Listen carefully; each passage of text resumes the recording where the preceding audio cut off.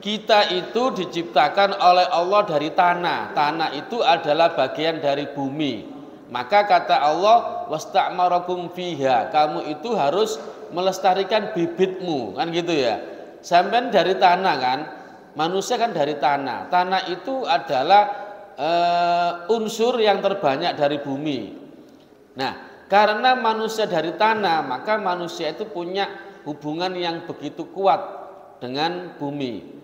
Ketika kita melestarikan bumi, pada dasarnya kita melestarikan diri kita, karena antara manusia dengan bumi itu adalah saudara kembar, ya. Ya, ini ya.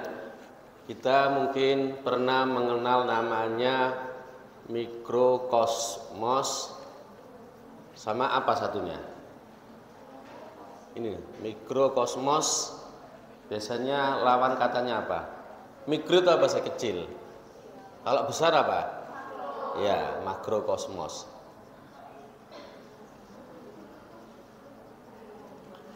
Kalau dalam bahasa Arab ini istilahnya alam sohir. Mikrokosmos kalau ini adalah alam kabir. Ya. Nah, makrokosmos itu alam besar, yaitu alam sekitarnya ini. Ada bumi, ada planet-planet yang lain, itu makrokosmos. Sementara mikrokosmos alam kecil. Berarti apa alam kecil itu? Manusia. Jadi manusia itu adalah gambaran terkecil dari alam yang ada di alam semesta ini. Makanya dalam ayat Al-Quran itu wa fi anfusikum afala tubsirun. Kalau kita melihat diri kita sebagai manusia, maka kita akan bisa melihat alam semesta. Kalau ada orang yang pernah melihat sistem struktur otak, ketika dilihat dengan alat tertentu, itu akan kelihatan di otak itu ada seperti bintang-bintang kecil, seperti di langit ketika malam hari.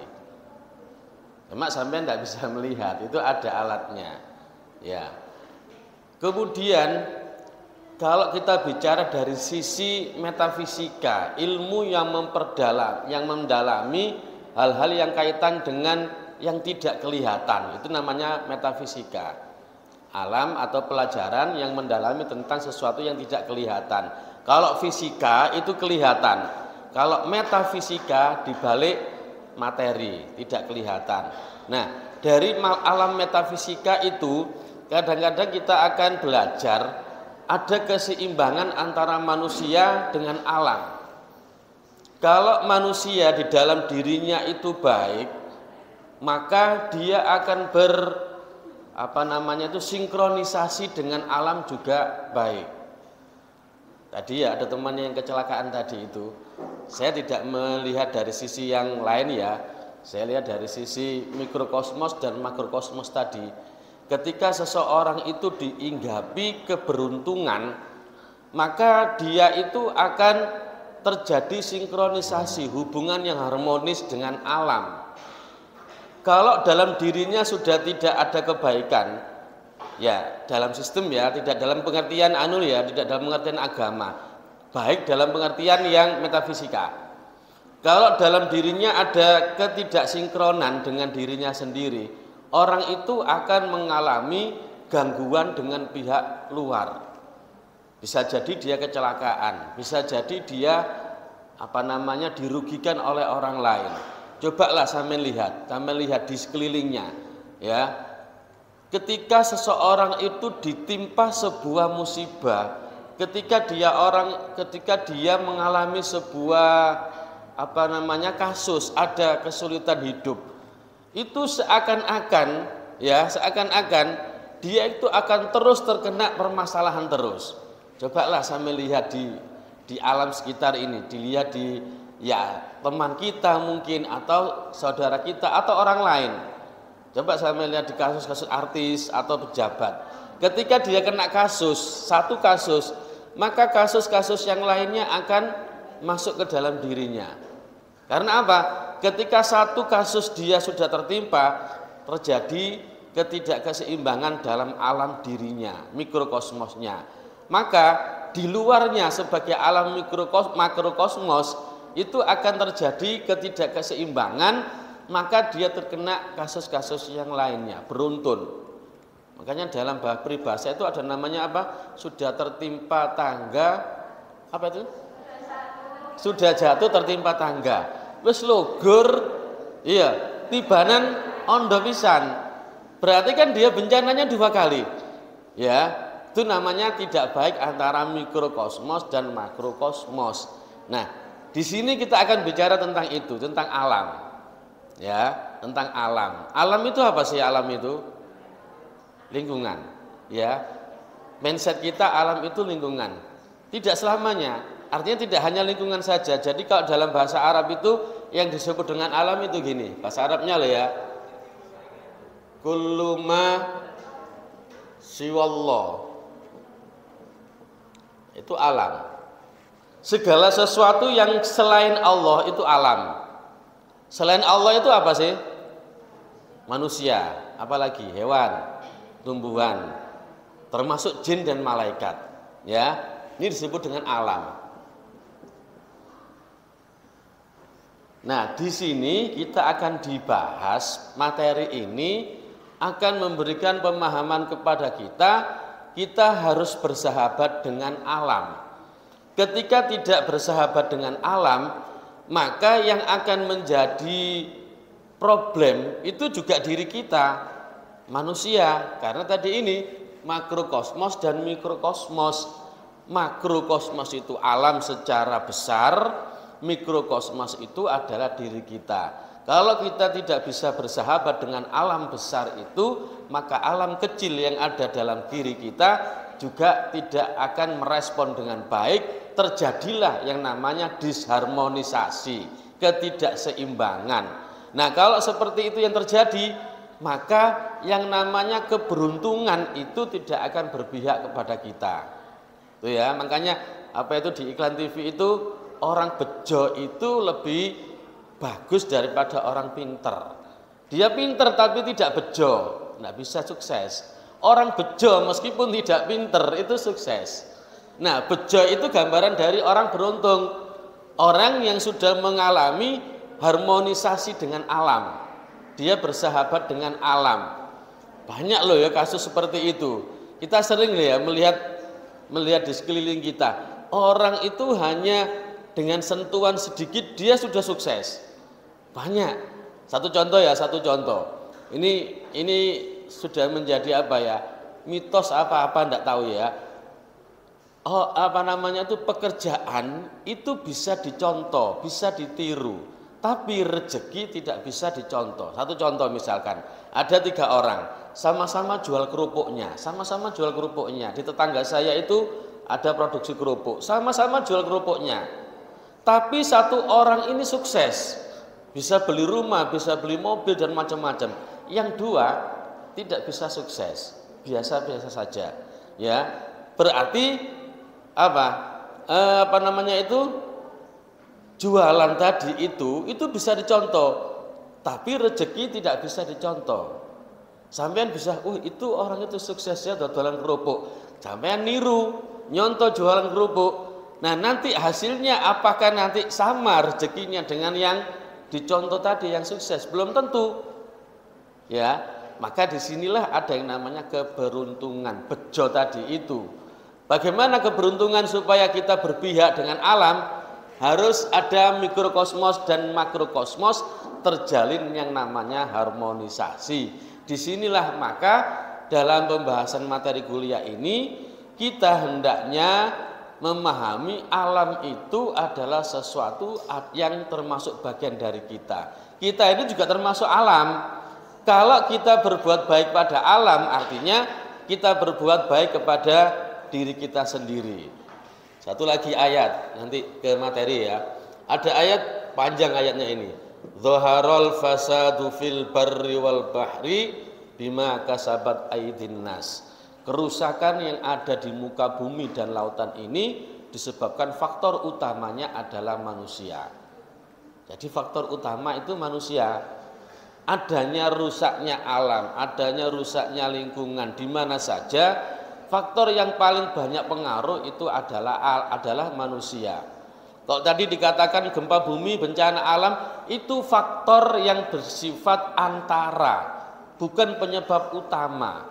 Penyebab utama kita adanya bencana alam ya faktor manusia. Satu contoh begini ya, satu contoh. Banjir ya. Itu kan kita mengatakan itu karena hutan yang ada di gunung itu sudah gondol. Ya kan kita bicara gitu. Begitu hutan yang di atas gunung itu sudah gondol, ditebangi, begitu hujan, air langsung longsor karena tidak ada penyangga dari pohon. Padahal siapa yang nebang tadi?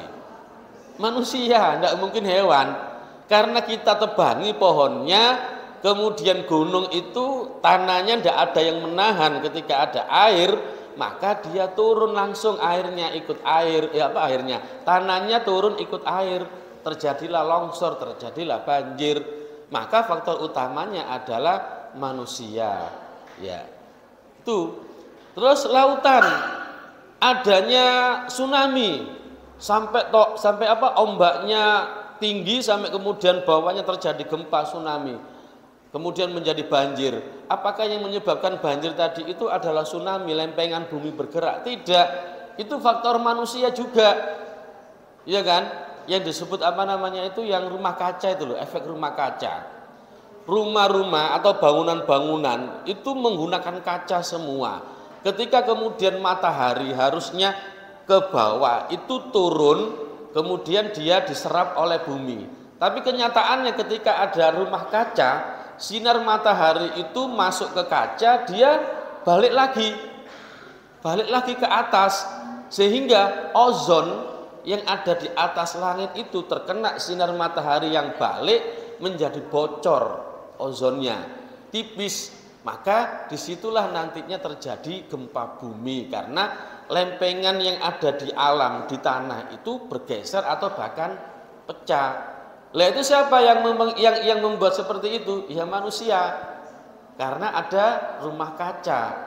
Rumah itu loh ya, yang kasih kaca, yang cermin-cermin itu loh ya, sinarnya balik lagi naik ke atas. Ya, jadi faktor utama itu adalah manusia. Ya, saya lanjutkan di materi. Hari ini yang kita bahas adalah tema tentang lingkungan. Apa sih yang dikatakan lingkungan? Seperti yang disampaikan oleh tadi, bahwa lingkungan itu kalau dalam bahasa Arabnya adalah wa kullu ma siwallahu huwa alam. Jadi segala sesuatu yang bukan Allah itu adalah alam. Dan wa ana wahidun min dzalikal alam. Kami atau kita itu adalah termasuk bagian dari alam. Jadi antara manusia dengan alam itu adalah satu kesatuan. Ya, manusia itu alam dan alam itu adalah manusia. Maka ketika kita membicarakan tema tentang alam, maka pada dasarnya itu adalah kita membicarakan tentang kita sendiri. Ya, manusia maksudnya. Nah, ada hubungan mutualisme, simbiosis mutualisme antara manusia dengan alam itu. Ketika terjadi kebaikan pada alam, maka kebaikan itu juga terdampak pada diri manusia. Sebaliknya ketika terjadi ketidakbaikan pada alam, maka terjadi juga ketidakbaikan kepada alam. Jadi saling mempengaruhi. Makanya manusia itu adalah makhluk yang paling dominan sebagai figur sentral terhadap kelestarian alam. Ya. Nah, alam ini diciptakan oleh Allah untuk manusia, jadi bukan untuk yang lainnya. Meskipun saya pernah mengatakan bahwa makhluk itu ada 3, ada malaikat, ada setan atau jin itu, dan ada manusia. Nah, yang tumbuhan, hewan itu adalah tidak termasuk dari 3 itu. Karena mereka adalah sebuah objek yang dikonsumsi. Nah, 3 ini adalah objek yang produktif, manusia, malaikat, dan jin. Nah, sementara ketika Allah menciptakan alam, menciptakan bumi dan seisinya, itu tujuan utamanya adalah untuk manusia. bukan untuk malaikat, bukan untuk jin, setan dan iblis. Nah, karena itulah ketika itu semua diperuntukkan bagi manusia, maka kita sebagai manusia harus merawatnya, harus melestarikannya. Sebagaimana sebuah ayat, sebelum manusia, ini secara kronologis ya, sebelum manusia ada makhluk yang secara spesies itu mirip dengan manusia. Secara spesies ya, dia memiliki mungkin jenis fisik jasmani kayak manusia, bentuknya kayak manusia. Yang itu disebut dengan Banul Jan. Kalau sampai pernah membaca tulisannya Dahlan Iskan itu, saya lupa namanya, itu tulisan lama itu tahun 2000 sekian. Ternyata sebelum Adam itu ada makhluk apa, Nindintel apa lupa nanti ya. Jadi dulu sebelum ada manusia, ada jenis makhluk yang secara spesies mirip dengan manusia, tetapi bukan manusia. Nah, bedanya mereka itu atau mereka itu yang kesehariannya selalu membuat kerusakan, dan mereka sehariannya itu kesibukannya disibukkan dengan saling membunuh antara makhluk tersebut. Nah, ketika kemudian Allah berbicara secara dialogis dengan malaikat tentang rencana menjadikan manusia yang dipakai oleh Allah sebagai khalifah. Tadi ya ada istilah khalifatullah. Khalifah itu pengganti, bukan pemimpin ya, istilah dalam sini. Penggantinya Allah mengganti apa? Yang mengganti Allah dalam proses untuk melestarikan alam semesta. Maka ketika Allah melontarkan gagasan atau wacananya kepada malaikat, malaikat juga sempat kaget. Loh, kenapa sih Allah itu tidak menunjuk kita golongan malaikat? Kan gitu. Malaikat itu kata mereka ini, wa nahnu nusabbihu bihamdika wa nuqaddisu lak. Kita itu makhluk yang mulia. Tidak pernah berbuat kerusakan, tidak pernah menumpahkan darah, tidak pernah saling membunuh. Loh, kok kenapa giliran merawat bumi, merawat alam diserahkan pada bukan kita, bukan malaikat? Maka kata Allah di sini ini, ustalah, ibaratnya kata Jawanya itu ustalah, aku lebih ngerti ya, saya lebih tahu dari kamu. Dan ternyata betul, ketika diciptakan Adam itu sebelum melalui proses untuk merawat alam, Adam itu diberikan seperangkat ilmu, seperangkat pengetahuan oleh Tuhan. Nah, ketika ada transformasi ilmu yang sudah masuk pada Nabi Adam dicoba disuruh ngetes malaikat. Coba Adam, kamu tes malaikat tentang nama-nama yang ada di alam, bisa apa tidak? Nah, ketika dites oleh Nabi Adam, malaikat tidak tahu, ya. Kan ada wa 'allama Adamal asma'a kullaha, Allah memberikan seperangkat pengetahuan pada Nabi Adam. Malaikat tidak tahu karena malaikat tidak diberikan seperangkat pengetahuan itu. Maka kata Allah, inilah kelebihan manusia dan malaikat. Karena malaikat itu tidak punya logika untuk memberikan sebuah wacana yang lebih luas, tidak pernah membuat sebuah wacana yang bersifat ulasan, beda dengan manusia. Maka manusia layak dikatakan sebagai khalifah. Tuh. Terus kemudian, nah, apa sih peran manusia itu? Karena dia ditugaskan sebagai khalifah, maka pertama adalah memakmurkan bumi. Memakmurkan itu artinya ya menjaga, melestarikan, dan membuat bumi itu tidak menjadi sebuah tempat yang tidak baik. Ini kan kata Allah, wa ansya'akum minal ard wasta'marakum fiha. Ini yang saya katakan tadi. Kita itu diciptakan oleh Allah dari tanah. Tanah itu adalah bagian dari bumi. Maka kata Allah, wasta'marakum fiha, kamu itu harus melestarikan bibitmu, kan gitu ya. Sampai dari tanah kan, manusia kan dari tanah. Tanah itu adalah unsur yang terbanyak dari bumi. Nah, karena manusia dari tanah, maka manusia itu punya hubungan yang begitu kuat dengan bumi. Ketika kita melestarikan bumi, pada dasarnya kita melestarikan diri kita, karena antara manusia dengan bumi itu adalah saudara kembar ya. Sampean kan dibuat dari tanah, tanah itu ada di bumi. maka sampean harus menjaga kelestarian bumi sebagai saudara kembar. Kan ibaratnya seperti itu. Maka itulah tugas manusia, harus melestarikan bumi. Memelihara bumi dari kerusakan. Ya, dalam sebuah ayat itu kan dikatakan tadi Zuharul fasadu fil barri wal bahri bima kasabat aydin nas. Bukan ayat ini. Ya. Kerusakan yang ada di bumi, baik ada di lautan maupun di daratan, faktor utamanya adalah manusia. Ya, bencana alam itu faktor utama manusia. Banjir itu bukan karena air laut yang naik. Banjir itu bukan karena selokan yang buntu. Banjir itu bukan karena sungai yang dangkal, tidak, tapi karena manusia. Sungai dangkal itu yang menjadikan kedangkalan sungai ya manusia. Karena apa? Karena suka membuang sampah di sungai. Got selokan menjadi buntu itu bukan karena dia menjadi buntu sendiri, tapi karena manusia suka membuang sampah di selokan. Maka ketika terjadi selokan buntu, gotnya buntu, terus sungainya dangkal, sungainya penuh sampah, maka terjadi banjir.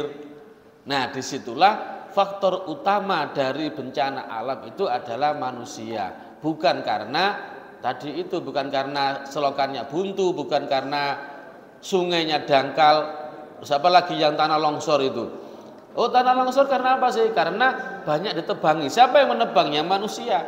Berarti faktor utamanya adalah manusia. Yes, ini tidak usah, tadi sudah banyak disampaikan oleh teman sampean semuanya. Oke, itu ya. Ada yang ditanyakan? Tidak ada ya? Ya, terima kasih, mohon maaf. Assalamualaikum warahmatullahi wabarakatuh.